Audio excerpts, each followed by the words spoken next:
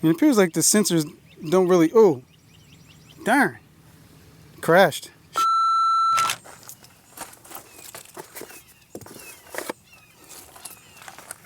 Alright guys, welcome back to the channel. In today's video, we're going to take a look at the C-Fly Faith 2 SE. Now, this review was made possible by Drone Syndrome, and I want to give a shout out to him. If you haven't seen his channel, if you don't know anything about him, I'm pretty sure you do. You can go ahead and check out his channel. I'll leave a link in the description below. But today we're going to take a look at the C-Fly Faith. I haven't had a drone like this since my first drone. And I usually don't do reviews on drones like this anymore. I pretty much gave up on drones like this. But I just want to see how far C-Fly has come in their drones and see what they can offer. Now this drone offers obstacle avoidance. It also offers like 540 obstacle avoidance, and it's pretty interesting on how they do it. They also offer a 4K camera, which we will be taking a look at the footage as I'm flying it around. And also I'll do a screen record of the telemetry so you can see how the app operates. And if you are interested in the unboxing, I'll leave chapters in the description so you can go ahead and check that out at the end of the video. So let me give you the full specs on this and we'll get right into the flight. So if you like drone and tech reviews and tutorials, please consider subscribing to the channel and hitting that notification bell for future content. All right, so based off of the information I found on the internet, the C-Fly Faith 2 has these key features. It offers three-way flight stabilization, which means it has GPS and also ultrasonic sensors and an optical flow sensor. It offers 540-degree obstacle avoidance using this little gadget here on top, which is pretty interesting. We'll go over that in a minute. It has brushless motors and claims to have a level 5 wind resistance. You should be able to get up to 3 kilometers of transmission. I won't be testing that today, but we will, keep a close eye on the transmission when we're flying. It has a 3-axis gimbal with a 4K camera, and one thing they don't tell you, it's 4K, but it's 4K 15 frames per second. And finally, it's supposed to have intelligent features and also a return to home function. So let's hook this up and get this drone in the air. All right, so I have everything hooked up, and I'm going to do a couple things before we launch. Of course, I'm going to do a compass calibration, and I highly advise that you do a compass calibration, especially with this this drone. So I'm going to go ahead and do that, and probably not going to go through the steps of doing that because you probably already know how to do that. But you do get to it within the app here.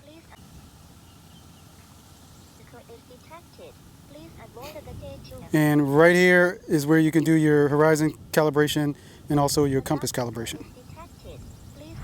All right, so the compass calibration was simple and it actually worked the first time. So let's go ahead and launch, and we'll go through the menu when we're up. That prompt is actually going to get on my nerves because it's detecting some type of obstacle, and it might be the grass, the ground, or something like that. So I'm going to turn down the volume. So I'm going to use the takeoff button here to launch. And it's not launching. Let's take off. Drone's not ready to take off yet. So, all right, so I have 20 satellites, and it's saying that the drone is not ready to take off yet, so I'm not sure. That hasn't happened to me before. So I want to try to sticks in or sticks out, and it's not working, so not sure. It's not telling me why it's not ready to take off. Maybe because it's the obstacle avoidance. All right, so let me turn off obstacle avoidance when I'm taking off. So you go into the menu, and you can turn off obstacle avoidance somewhere in here. And I believe it's right here. Turn off the radar. Turn off obstacle avoidance, confirm. And let's see if I can take off now. No, it's saying still not ready to take off, so don't know why. And it says ready to go. Drone is not ready to take off. You see it says ready to go, position mode, up here on the top of the screen, but then it says the drone is not ready to take off. Please try later. So what I'm going to do, since I already did the compass calibration, what I'm going to do is just turn it off, turn it back on, and see if I get different results. All right, so I restarted it, and it automatically switches the obstacle avoidance back on. And it's saying that it refreshed the home point, so hopefully it's ready to go. Okay, here we go. All right. All right, so the takeoff height is not that great. It's maybe like 2 or 3 feet off the ground. So I'm going to bring it up a little. All right, so you see that it's pretty stable, and the wind conditions now aren't that windy. So it's pretty stable right now.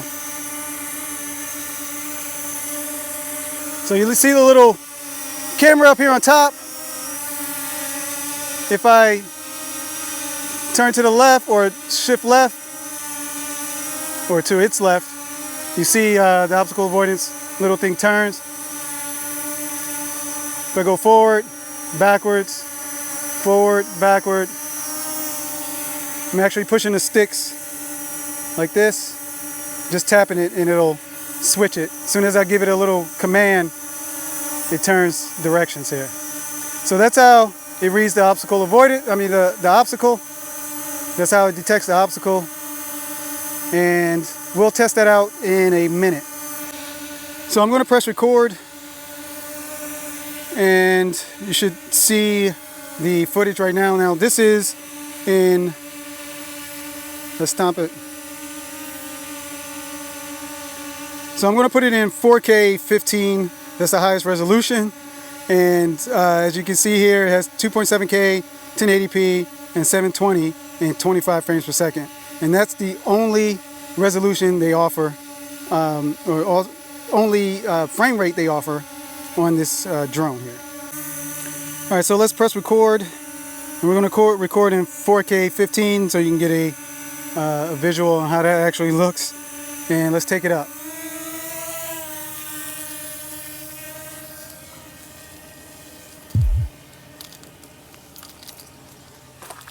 Now the first thing we're going to do is check the horizon. Now it's ascending at, looks like 2.4 meters per second. And there's no way to change the units, so you're stuck in meters per second.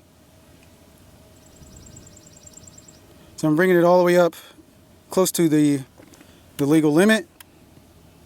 And we're going to use the grid lines to see if I can check the horizon. Now this is a hilly area, but the horizon looks a little, it looks decent actually. It looks a little off, maybe just by a little bit. I can't tell. You guys comment down in the section, let me know. But just for that, let's fly this out a little bit and check the signal.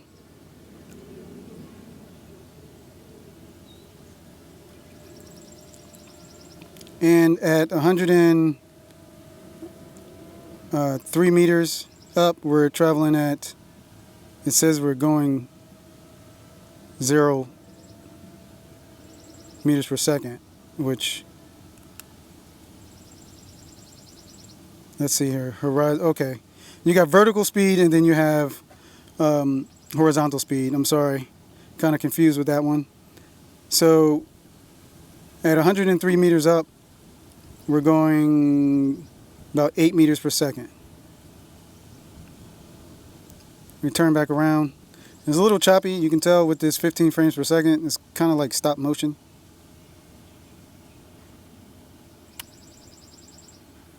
All right, let's head back the other direction. I really don't want to go too far with this because I really don't trust this drone too much. And this is in normal mode. Coming back at 8 meters per second.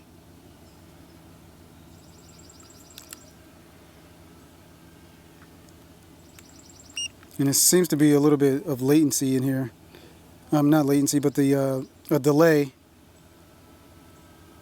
when using the controls here.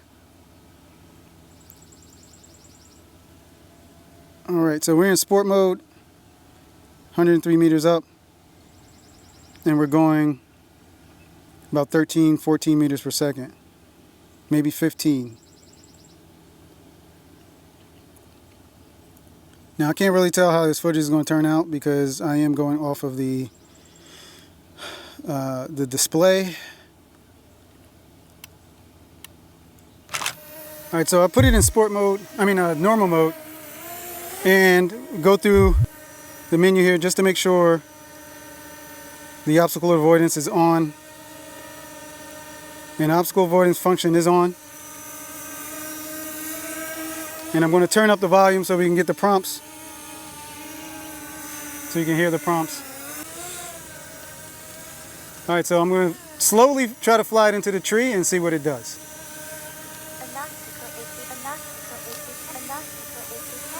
Alright, so I got it full stick forward and it's not going anywhere.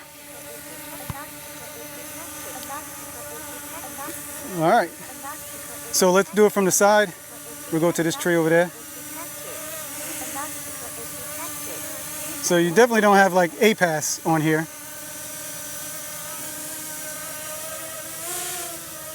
And we're going to do it from the side here. Just remember, in sport mode, it does not detect. It cancels the obstacle avoidance. So it also offers these little indicators on the screen, as you can see here on the telemetry or the display. Offers the indications here, and also gives you an estimated distance on how far you are from the obstacle. Whoa! There we go. And let's do it from behind. Let's turn it. Alright. Alright, I got the stick full stick backwards, and it's detecting it, and you see the indicator and estimated distance between the drone and the obstacle. Now let's see how far it starts detecting an obstacle.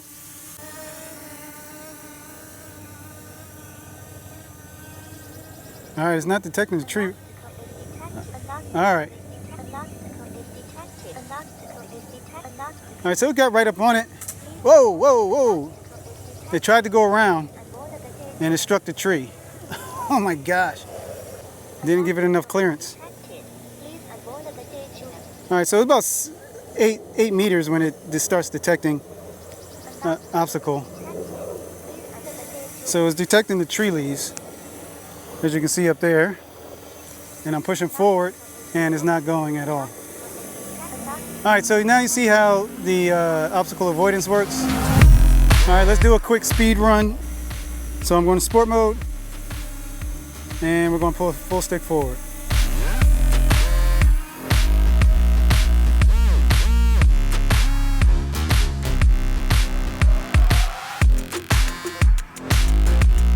It appears like the sensors don't really, oh, darn, crashed, shit. Alright, where the heck is this thing? Crashed into the hill. The sensors really don't work on the bottom too well. As you can see that when I was here, it actually got too low to the ground, and then now it struck the hill up here. I couldn't really see it on the display. It was kind of bright out here. So hopefully I didn't break anything. If I did, then this whole review is pretty much done. I had a feeling I was going to mess this up. Hopefully it's not really broken. It wasn't a hard hit. And I may have lost my whole recording.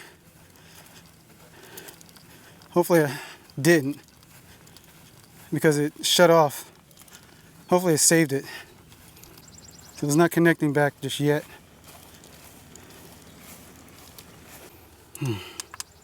Turn this off. Alright, so we're back in action.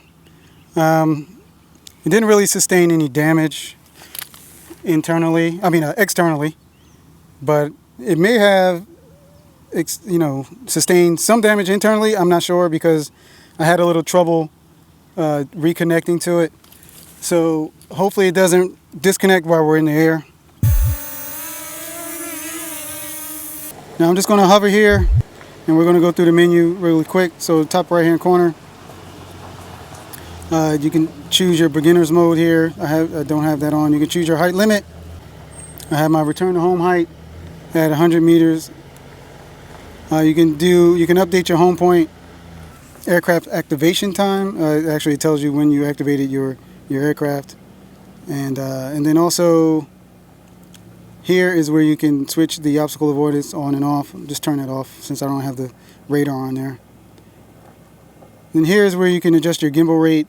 You can pair the RC, and then your normal maximum mode. I actually didn't change that. So speed of flight meters per second, I'm actually put that up there. Turning rate, I'm going to change that. And then the ascending rate, I'm going to change that. So I'm going to max everything out there. And then you have your battery information here. Your low power alarm is at 20%. Right now I'm at 66%, 11 volts. And then you can put on your, it's supposed to be able to find your aircraft here on this drone, and you have your grid lines, voice broadcasting switch, I'm not sure what the heck that is, and you have your aircraft information here. Down here I'm going to stop the recording. Down here is your camera settings here. We went through this before. And then you can also switch from camera to video camera there.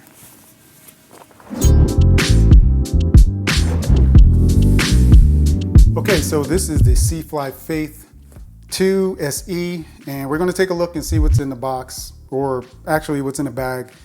This was not shipped in a box. It was shipped in bubble wrap and then also wrapped again in plastic. And when I unwrapped it, everything appeared to be okay. There was no rips or tears in the bag or anything like that. So let's open it and take a look and see what you get in this package here. So this combo comes with 2 batteries and obstacle avoidance. And the battery is a 2600 milliamp hour battery, and you're supposed to get maybe 27 minutes of flight time, which I'm pretty sure it's less than that. Like I said, it has obstacle avoidance. The obstacle avoidance is, I believe it's 360 obstacle avoidance, with this being on top of the drone and facing in the direction. It's like an eyeball, and it faces in the direction I guess you're flying. That's pretty interesting. We'll see how that works. You also get some extra props, 2 sets of extra props with the Allen key and some screws. And then you also have your OTG cables. And it comes with the Apple device connector here. And then you also get a micro USB and then a USB-C cable. And you get a strap for the bag. And underneath the battery, there is a micro USB charging cable for your charger and also your remote. Now the remote, I can tell you off the bat that it is like a toy grade plastic, but you do get removable sticks here. You're able to remove the sticks, and the sticks do have the rubber coating over it, so the sticks actually are nice. And then you get your little buttons here. You have a takeoff and landing button here. You have your switch. You can switch modes here from normal to sport. Then you have your return to home and pause button there. Function button, power button. If you want to take photos, button there, and then video right here. And this is your gimbal wheel for adjusting the gimbal. And to turn it on and off, you just double click, press once and then hold down. And then press once again, hold down again, and it shuts it off. So underneath the drone, you have your charger, which is a 2 amp charger, and it takes about 2.5 hours to charge 1 battery. Then with the drone, be careful if you are going to purchase this package, be careful when taking this out because this is not connected. They put a piece of tape over here to prevent the battery from activating it or something like that, but be careful because I did open this package before, and When I opened it, it slid right out and hit the ground. Hopefully I didn't damage the battery. All right, so the aircraft itself, the quality of it is not the greatest, but it's okay. But the only thing with this is that the arms are a little bit, they really don't lock into place. So it seems very fragile. Now on top here is where you would place the obstacle avoidance radar. I will have to take that off, and then you plop the radar right on top, and as you're flying around, it points in the direction that you're flying. And then let's take a look at the camera here. This is supposedly a 4K camera at 25 frames per second.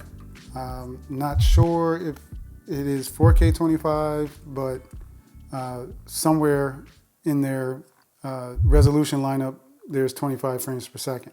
Now on the bottom here, you have your ultrasonic sensors, and it seems like you have a fan here with a vent. Here on the side, you'll find your SD card slot and your USB-C data port. And that's about it on this. And you have some other vents here on the side. And here it is compared in size to some other popular drones. And last but not least, you get your operator's manual and also a disclaimer and safety guideline manual as well. Now here's everything laid out for you that comes in this combo. All right guys, so I wanted to get back home and take a look at the footage before I gave my honest opinion about it. Now when I purchase a drone or do a drone review, I actually base it off of the camera quality and also the flight characteristics. And based off what I saw here, my honest opinion, this drone is not for me. And I'm not sure if it's for anyone of you guys out there or in my audience, but this does have a place, but it's not within my fleet of drones, I can tell you that. So I'm going to give it the benefit of the doubt and give a couple of good points for what it is, and then I'm definitely going to give you the bad points about it. All right, for some of the good points, this does hover very well, pretty well, I would say. It does, rock from side to side, but for the most point, it's, staying stable. And up in the air, the gimbal seems like it's not really vibrating or anything like that. But there was, a horizon issue off the bat, but to its defense, I did not do a horizon calibration when I was testing it out. Another good thing is that the return to home actually works. I did bring it out to maybe a little bit over 300 meters, and I lost connection, and it was a little bit sketchy. I was a little bit worried at first, but it did come back, and I was able to regain control over the aircraft and bring it home safely. And another thing, the obstacle avoidance does work. This here is basically a good and bad, but it does work for what it is. But I do think that it's a little bit overdone. Flying around actually in my backyard here, you basically can't really move too much because it detects like everything like 8 meters to 10 meters out, and you're better off just not using it at all. But it could be a little bit useful for someone who's a beginner. Now moving on to the bad parts. The camera is trash. 4K is at 15 frames per second, although when I put it on the timeline of my video editor, it says 4K 23.98, but it's obvious that it is 15 frames per second. So I'm not sure what's going on with that. Maybe it's some trickery going on with the metadata, but it's straight up trash. 2.7K is basically the same thing. 1080p and 720p is basically the same thing at 25 frames per second. And I really don't see any difference in the quality of footage between the resolutions. And another thing, the sensors don't work too well on here. It does have a optical flow sensor and ultrasonic sensors. And as you saw in the video, it does hover when it takes off. It hovers a little bit too low. And then also when you're flying, it gets a little bit too low to the ground. It does bob up and down every once in a while. And if you are flying close to the ground, it does sync. And as you saw in the video, I did get a little bit too close to the ground. However, I thought that the sensors would work, but it was not the case. And the build quality is okay for what it is. It's more of a toy grade plastic, but it does have a little weight to it. And a lot of the weight is the battery itself, but it's a little, it seems like it's sturdy. Only thing I have a problem with are the arms, and they seem like they don't lock into place too well. Now the app that you use for the CFly Faith 2 SE is the CFly Go app, and all you do is just scan the user manual with your phone, and it'll bring you can download it that way. Now the app interface is very simple and is bare bones, so you're not going to be getting any camera settings or advanced camera settings or anything like that. And I don't think you will be able to get that on this camera anyway. Now as far as the price, I really don't have too much information on the price. I've seen on eBay and Amazon for anywhere between $250 to $300, and I couldn't really find too much information on the CFly Faith website that I looked up. So overall, in my opinion, this is a toy drone, and it does have its place with new beginner drone enthusiasts, a kid or something like that. This is a great gift to give your little kid for them to have something to fly around in the backyard.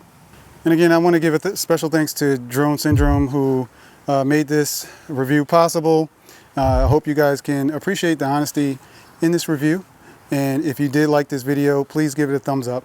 And also, if you like drone reviews, drone and tech reviews, and tutorials, please consider subscribing to the channel and hitting that notification bell for future content.